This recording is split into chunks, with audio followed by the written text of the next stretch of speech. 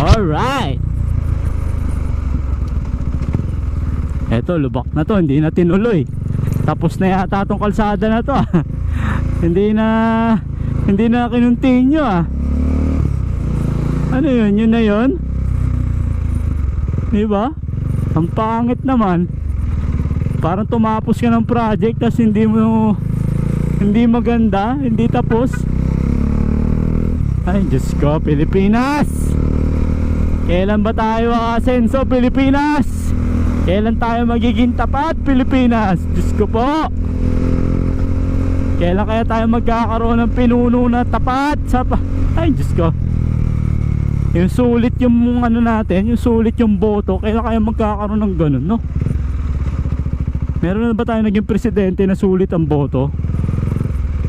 O sadyang kultura na natin Pilipino yung ganun? Kultura na yata ng Pinoy ang kurap eh, ang korupsyon.